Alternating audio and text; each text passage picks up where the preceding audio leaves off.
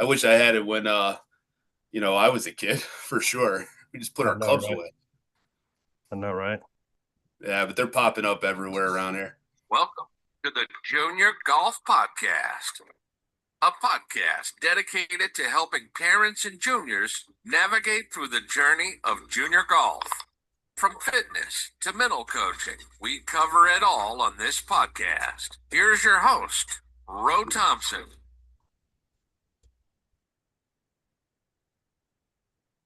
All right. Good evening. Welcome to the Junior Golf Podcast. I'm your host, Ro Thompson. And as always, we got a special guest on the broadcast tonight, none other than Marc Bayram, all the way from Connecticut. Hey, Marc, how you doing? Ro, thanks for having me. I'm doing great. It's cold up here, but it's all right. We're gonna get through it. Well, listen, I hope y'all got some indoor facilities up there where y'all can still practice and putt and hit a couple of balls, right? Oh yeah, they're popping up everywhere. So these kids are very lucky they have that, because we didn't have that growing up. We just put our clubs Great. away. So yeah, they're all over the place. I know nowadays, Marc, you don't have to put, like you said, put the clubs away for two or 3 months and wait for the snow to melt. You can go to the indoor facility. They got TrackMan, they got, all the hitting bays and the putting. They got the putt views and the $100,000. I mean, they got a lot of these places. They put some money into those indoor facilities now. Oh yeah, and they're popular up here for sure. Right, right, right. So, Marc, as before we get into all the junior golf talk, man, tell us how you got into the game of golf. Yeah, so I grew up in hard-hitting New Britain, Connecticut, Okay. right up here in the Northeast. And I grew up. My dad was an avid golfer, and I grew up playing a public golf course, a municipal Stanley golf course. And when I was about 11, my dad had me tag along on the weekends with his foursome, and I learned all kinds of stuff. But Oh, all kinds of bad words. yeah, all kinds of stuff. But Right. um, the highlight of the day was always the 18th tee for me because they finally let me hit a ball. So I just Right. spent 4 hours walking with them, and then on the 18th tee they said, "Hey, you go ahead and hit one here," right? So that was like the Right. highlight of my day. But by the time I was 12, Okay. I really got into playing, and now kids are welcome on the golf course. As long as they can kind of know how to play and know the etiquette. But like back then, you had to be a certain age, no matter how good you were or whatever. So like I had to wait till I was 12 to just be able to get on the golf course. But once I was able to, I became a pretty avid golfer quick. I made some good friends, and we used to play every day in the summertime. It was awesome. That's right. That's right. So did you play were you a junior player? Did you go to college? How did you get to this point where you now are a PGA pro? Yeah, so my road, I played baseball for a very long time. I actually played baseball my freshman year of high school. I didn't even play in the golf team. You had to pick one or the other, and it was a spring sport in Connecticut. So I really didn't get serious about golf till I was probably 14 and Mhm. started playing in tournaments. And then by the time I was a sophomore in high school, I was just better at golf. There was more of a future in golf than there was baseball, even though I loved baseball. So I made the switch, got a little more serious. And then by the time I was a senior, I was able to play college golf. I played for St. Leo University in Tampa Okay. area. It's Division II, Mhm. but very strong in the Sunshine State Conference. Uh, my college golf team, I think we were a top 25 team in the country, Division II, but we Okay. were the second worst team in our conference. That's how strong our conference was. And playing with tour, future tour players when I was in college that went on to play on tour. So that was humbling very quickly. But yeah, after I graduated college, I decided to. I actually was the assistant coach for the team, men's and Okay. women's team, the year after I graduated, and Mhm. I just got into the golf business. I became an assistant pro and kind of worked my way through the ranks. Became a PGA member in 2009, and kind of the rest is history. So since then, you just been grinding and teaching and all around the golf course, right? Oh yeah, I've done kind of everything in the business. Being a head pro, also have to manage the golf course that I work at, and it's not just coaching. I've definitely gravitated to more coaching, bias, but and it's what I enjoy. But I've kind of done it all in the golf business.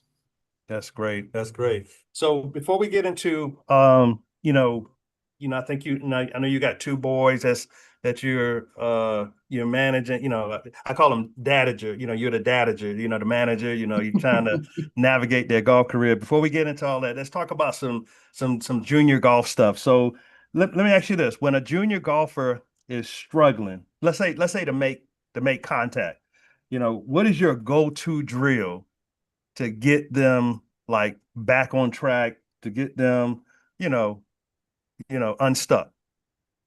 Yeah, so it starts with center contact. I always feel like just coaching anybody, that's number one. Let's learn how to hit the ball solid. Right. If you're doing that consistently, direction is an easier fix, but hit the center of the face first.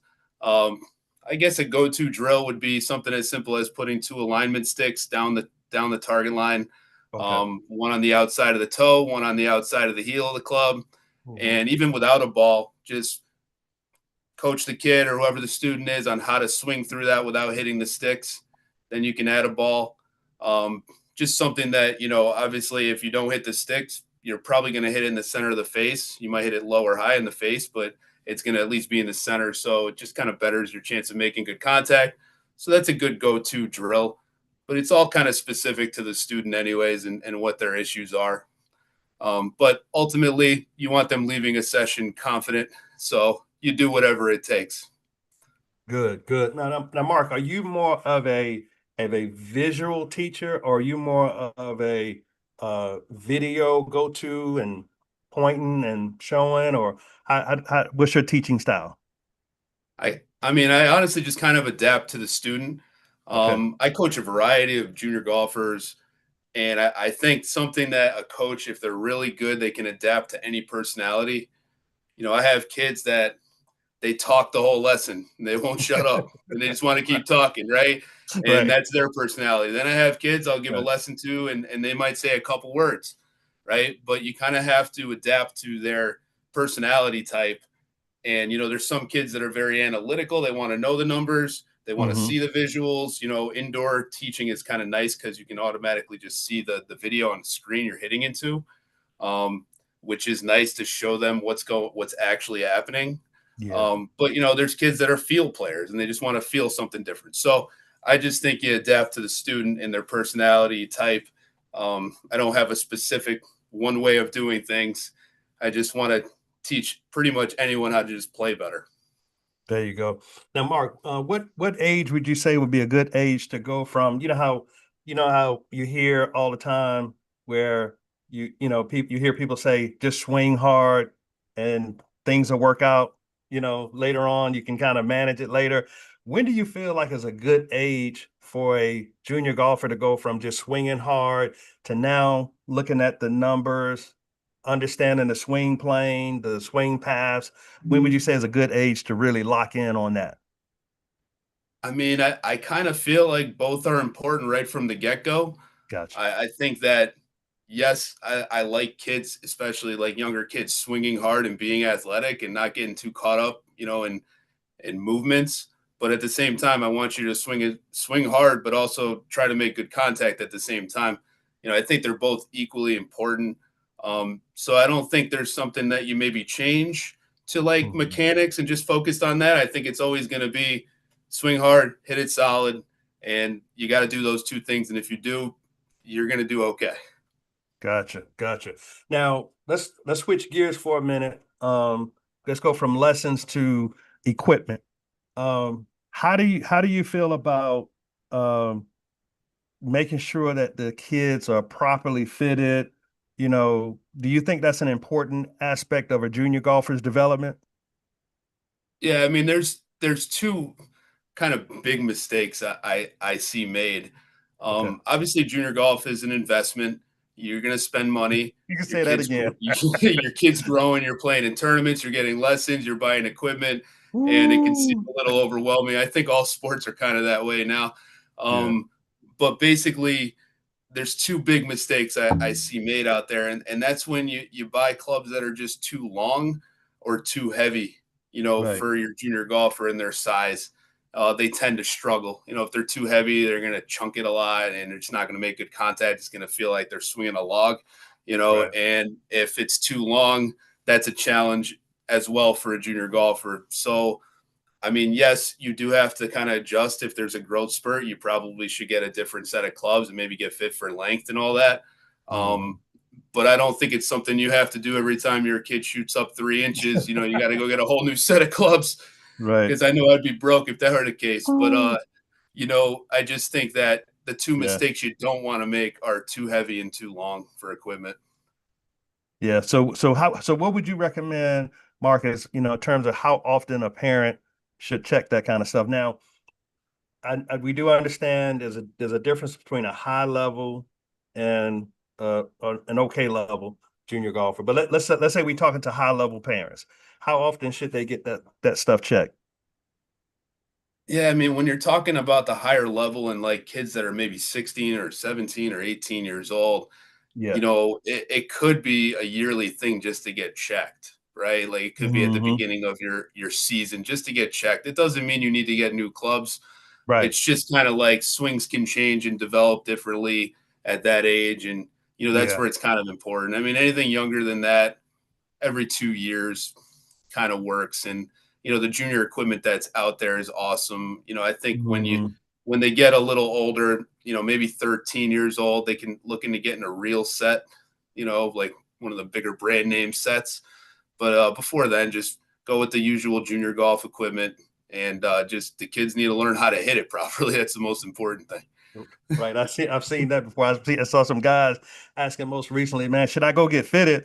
And most of the guys, no, you need to make sure you're swinging right first before you Well, get. we're not talking about handicaps are higher, because they don't need to get. They need to learn how to hit it. That's correct. That's correct. So Mark, describe a time, I know you probably taught hundreds, maybe thousands of kids. Describe a time when you were teaching a student how to do something and they just like got it, but it didn't have anything to do with, let's say, grip or stance, but just a different mindset. Do you have any like examples of that? I'm seeing that a lot in the off season now. Okay. Because I'm coaching indoors, and we can track this club speed, right? I feel like it's our off season up here in the Northeast, so we need to focus on speed. That's always something, like just generating more club head speed. Right. So I have this little drill or speed thing I do with the kids, and basically I'll have them take 3 swings, and their max out swings results. Doesn't really matter as much. I want to see the club head speed, and we'll see what their max is, and then Hmm. they get 3 swings to beat that. Okay. If they don't beat it, that's their ceiling. They're done with the training. But if they do beat it, they get another 3 swings, and they just keep doing those rounds until they really reach their ceiling. Right. And what I find myself doing a lot is almost yelling at them, trying to motivate them, swing harder. Like Right. I'm trying to get them amped up and just have them believe in themselves that they can move this club faster, right?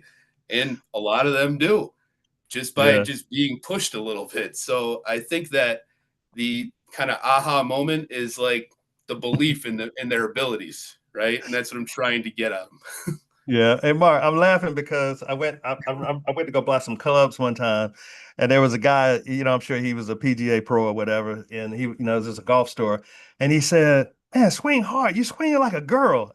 Oh and, God, and Mark, I don't say that. every time, every time, Mark, I start swinging faster and faster because how you gonna tell me I'm swinging like a girl? But anyway, but I just thought about Whatever that. it takes to motivate them, Right. Right. I'll tell them the girls swing faster than you, and they do. These girls are Right. swinging fast, I know. And they you know, they smooth too, Mark. no They're, question. they're smooth But too. I mean, overall, it's I just try to like motivate them any way I can, swing faster, and have them Yeah. believe in themselves. And that's kind of the got it moment for them, right? Like they Yeah. finally believe and they see the numbers. They don't lie, right? The numbers don't lie. So it's Numbers don't lie. that's one of those things I do with the kids in the off season. Well, good. Well, good. I know you're a fabulous teacher up there in Connecticut, but at the same Thank you. time, Mark, you got two sons that are playing junior golf right now. So Yeah. how do you turn, I know you watch your sons play a lot, but how do you turn off the teacher of the year brain and just be a supportive dad? That's that. I want to hear this one. Man, that's a hard question. It's so hard to turn off the coach brain.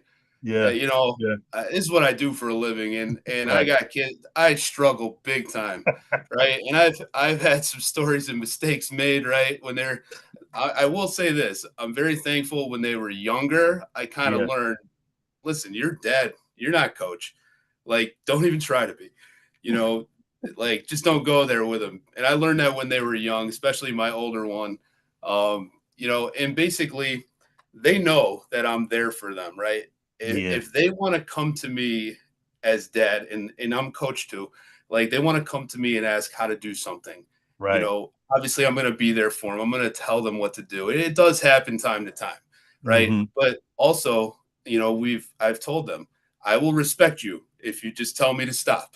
If you basically, if I'm trying to coach you, I lay that up front. Don't hesitate to come back at me and just say stop, right? Because I'll stop. But I Well, just think it's, this is what I do for a living, and I have kids and yeah. I'm struggling, so I can't even imagine what some golf parents go through. It's tough, Hmm. Oh, it's and hard. I think it's just way more important that you are a supportive parent than you're ever a golf coach. And like every kid's built different, but the majority, and I'm part of it, they don't want you as their coach. They want you as their dad or Yeah. mom. Yeah. So I was going to tell you, Mark, enjoy it right now because when they turn about like 14, 15, 16, you can't tell them nothing. No. Not especially as dad, coach, or whatever. At that point, Mark, you got to get somebody else to tell them what to do. I got parents calling me right now saying, "Hey, my son won't listen. Can you talk to him?" I said, "Yeah, I'll talk to him." And now, Mark, I've turned it into working with them like almost weekly or before every tournament because they're willing to listen to me, but they don't want to listen to pops. You see what I'm saying? Yeah. So, I mean, I totally understand that, and I've seen it like yeah, over all my years coaching. I've right. been coaching some high level juniors for a while, and I've seen the dynamic. And you rarely see the dynamic where the kid's going to listen to dad 100% of the time. They end up arguing, right? And Yeah, it's yeah, right. I'm living it. So Right. Yeah. the best thing you can do is just bite your lip and just move on and be supportive. That's all you can Right. do. So, Mark, let's talk about the drive home. I got a good friend named Mark McKinney. He wrote a Yep. book called The Drive Home, and I highly recommend it. So if you get a chance out there on Amazon, grab a copy of it. But The Drive Home talks about you know heading home after that bad round. How do you handle it, and how do you recommend other parents handle that situation? I don't know if other parents do it, but I just let the kids drive. That makes them happy. I'm just kidding. I'm just kidding. Not yet. I'd Not love yet, to do Mom. that Not yet. and Not have an yet, adult. Mom. Listen, I'd love to do that and have an adult beverage, but no, that's Right. not what happens, right? So, it's a little different dynamic, because I have two boys and they're 11 and 12. They're so close in age, and Back to back. Yeah. if one plays well and one doesn't play well, they're in the back seat together, and you can only Mhm. imagine how that goes. So, you know, I I'm not too familiar with that book. I have heard of it. Have heard it's really good. Yeah. I can only give you my own kind of strategy, which has worked. Yeah. The drive home. The last thing you want to do is talk about the round and talk Yeah. about how it went. And I mean, even when it's good, it's like let's set It's a hard. precedent It's that's like hard. not, yeah, Yeah. right.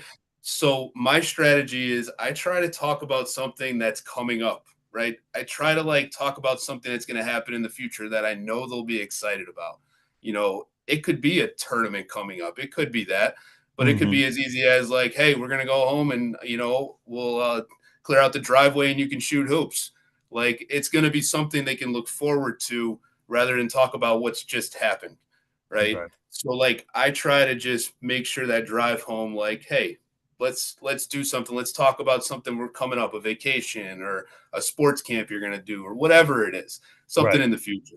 And I know the cliche ice cream that always works. I don't know. Maybe when the kids get older, they don't want any part of that, but they probably do. Who knows? Yeah. So Mark, how do you keep it fun? How do you keep, let's talk to the parents for a second. How do you keep golf fun without pushing them too hard?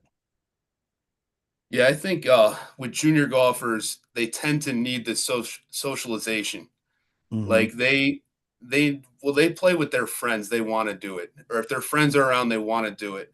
Now, granted, it's probably not the most purposeful practice when they're with their friends and they're messing around a lot, but they're at least doing it. They're not on their phones, they're not playing a video game, they're at the course.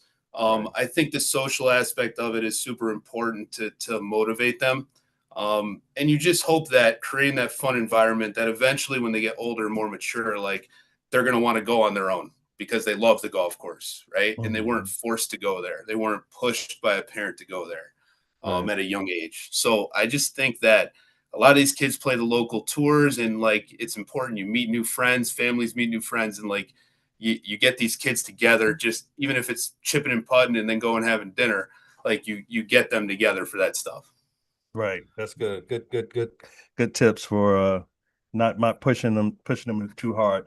Now, Mark, you, if I'm not mistaken, correct me if I'm wrong, you coached Team Connecticut to the PGA Junior League National Championship. Is that right?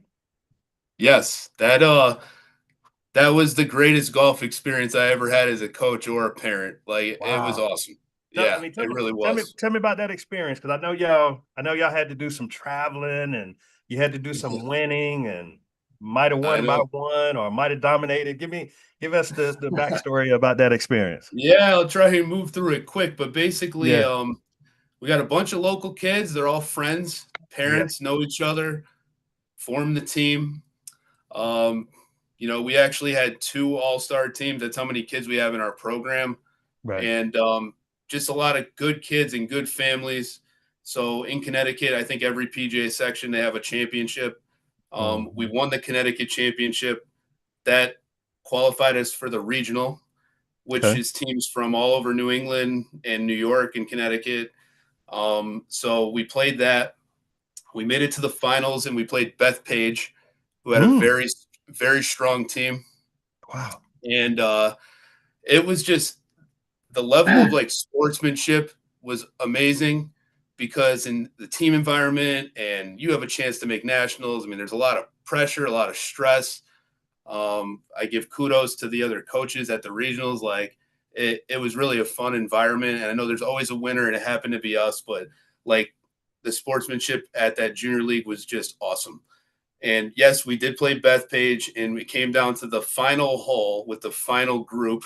Wow. And Wow. if our team, it's a par three, and Hmm. if our team tied it or won the hole, we won. If we lost the hole, we lost. Okay. So, our two kids got up there first, everybody watching in the background, and they both hit it to about 8 feet on the par three Nerve and kind wracking. of cemented our way to nationals, right? Which led us to nationals. And just we had to fundraise. I mean, it was an expensive trip.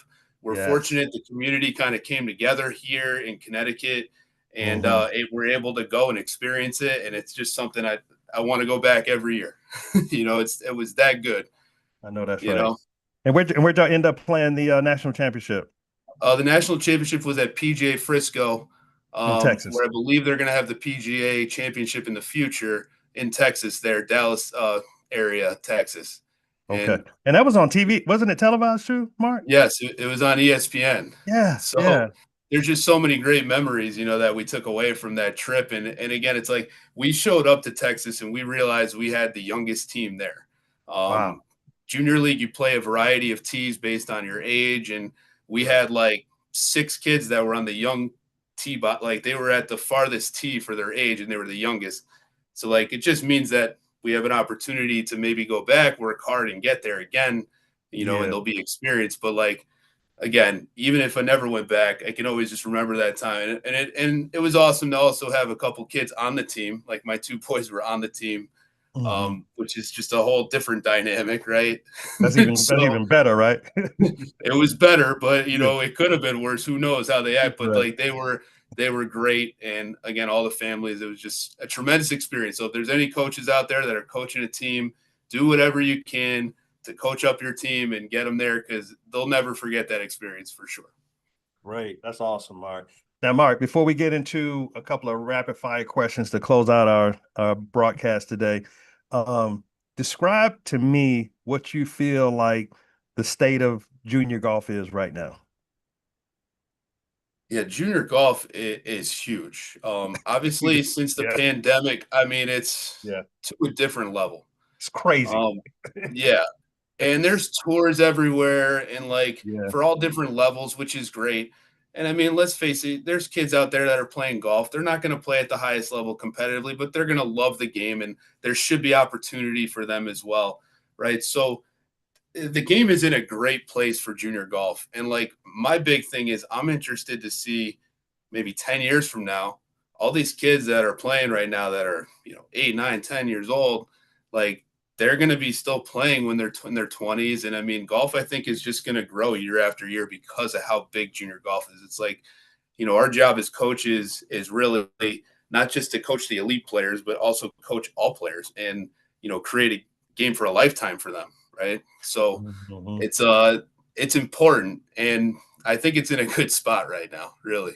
It is. I know down here in South Carolina, where I'm located, Mark, if you're not ready at 5 o'clock to register your kids to play, you going on the wait list. You Yeah. know? I mean, I'm the tour director for the Under Armour Tour New England. Yes. And you would think that the largest local tour would be in Florida or Texas. We're the largest local tour in the country. We had 120 Wow. kids in the fall. And it's Wow. like, it's crazy. It really is. It's fun though. It really is. Because again, here's what I've seen. Just my kids have been playing junior golf tournaments for like 5 years or 6 years, Mhm. right? They haven't been Right. playing like over 10 years, but the tournaments, I've been coaching a long time, and it seems like the tournaments 10 plus years ago were a little more cutthroat. Like there was stress. It was almost like parent versus parent, like my kid's better than your kid. And it was tough. I mean, it really was an environment that seemed kind of stressful, even though I wasn't in it. I was just coaching kids in it. But Mhm. I will say over the last 5 years, I mean, parents seem to get it more and more, and they know that it's supposed to be fun. Like our kids are 7 or 8 years old. Like they're not going to get a college scholarship tomorrow. Not at So that point. Right. no, Right. let's go have fun and let them learn how to play, and more than anything, learn the rules and the etiquette, how to act on a golf course. Like I feel like parents are really starting to get that that's more important than competing, and Right. especially young age. Yeah. We got to keep talking to them though. You know how that goes, Yeah. Mark. Oh, 100%. I mean, it only Yeah. takes a couple bad apples, I know that. But at Right. the end of the day, I see it progressing and getting better. And the more we preach it, and like I felt that it's been necessary for me to talk about it because I'm going through it, right?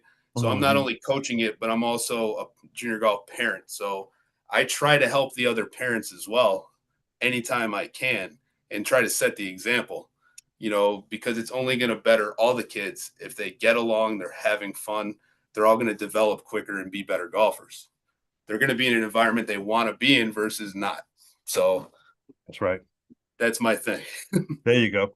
All right. Yes, it's in a great state right now. Okay. So Mark, a couple of rapid fire questions, and then we're gonna end with how can our listeners get, grab a hold of you. I know we got some, we could have some people listening in Connecticut. They may want to join your winning championship team. You never know. You got to qualify, but come on, bring it on. I know, right? So Mark, what's your favorite course you've ever played? uh, Definitely Lake Javita Golf and Country Club, which is St. Leo University's home course. Okay, okay, good deal. One course at the top of your bucket list that you definitely want to play. Augusta National. Okay. Hey, good luck. That's an easy one. Yeah, I know, right? Driving range or 9 holes. I want to play. You want to play? I So don't. that's I've always that's been. nine I've holes never been then. a. Yeah, I've never been a range rat. I want to go play. Okay. All right. Different for everybody, right? Yeah. All right. Morning tea time or twilight round. I like Twilight Round. Yeah. Okay. Okay. Best golf movie of all time, in your opinion. I'll go Caddyshack and then honorable mention Happy Gilmore. Okay. Okay. Have you Yeah. have you seen two? Yes, I have seen two, and it's hilarious. I haven't seen two yet. I'm waiting on my son who's in college. He's a freshman in college right now. So we're waiting for him to come home, and my wife wants to watch it as a family. It's a All right. family movie, I guess. Right. I guess. We'll see. Blade or mallet putter? Well, I got my Nike Method double O. It's a blade. It's from Blade. Okay. 2010. I'm still using it. Yeah, I It's like my blade magic. too. That's my magic wand. That's your sink putter. Oh yeah. Oh yeah. All right, rangefinder or GPS app? Rangefinder. Rangefinder. All right. Okay, so y'all got a place called Ramsey's Par Four up there? Ramsey's Par for the Course restaurant. Oh yeah. Yeah. Okay, chicken ten. I did my research, Mark. Yeah, I see Chick- that. Chicken tenders or burgers? Definitely chicken tenders. I You mean, like- the, and you the got to boys get like them. chicken tenders too?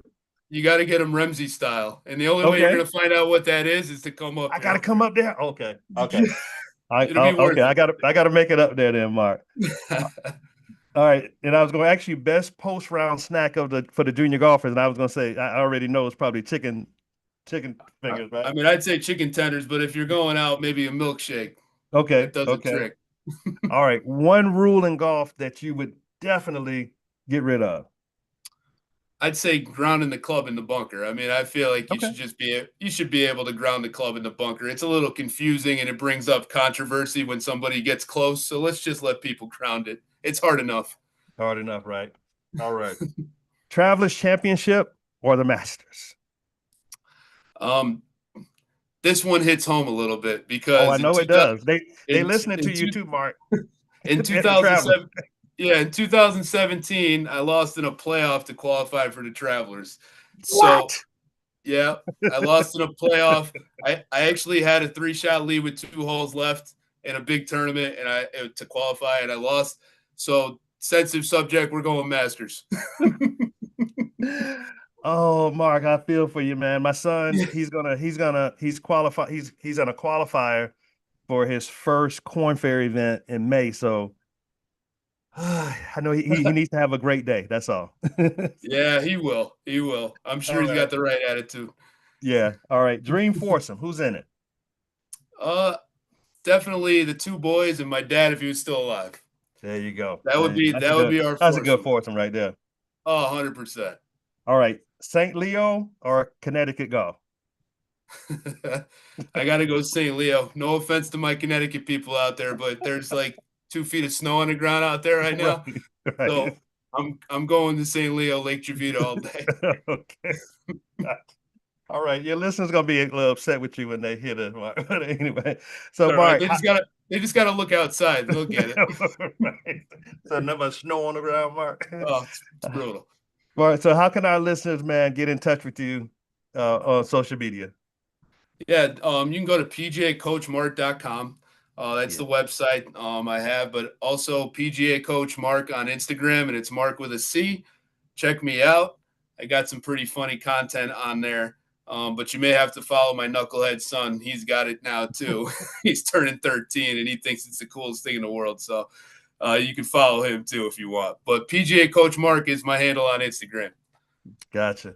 But Mark, it's been a blast, man. Thank you for coming on and blessing our listeners with your wisdom. And, not only are you a great teaching pro, you building national champions and you almost qualified for the Travelers. And, so you got, your word is like really gold. You know what I'm saying? Because you've experienced, you've been through it. And we thank you for what you're doing out there in the community. I really appreciate you, Ro, and I'm very grateful. I listen to the podcast all the time. What you're doing is awesome, and all parents should really listen to it. It's very helpful. Thank you. Appreciate it. Appreciate your time. All right. You be well. I'll All see right. you around. All right. Thank you for listening to the Junior Golf Podcast. You can follow us on Facebook, YouTube, Instagram, and TikTok. We hope you enjoyed this new episode, and if you did, please leave us a review on Apple Podcasts and Spotify. Please share this episode with others who may be interested in this topic. Also, feel free to let us know what topics you'd like to see covered in future episodes. Get in touch in the comments or on any of our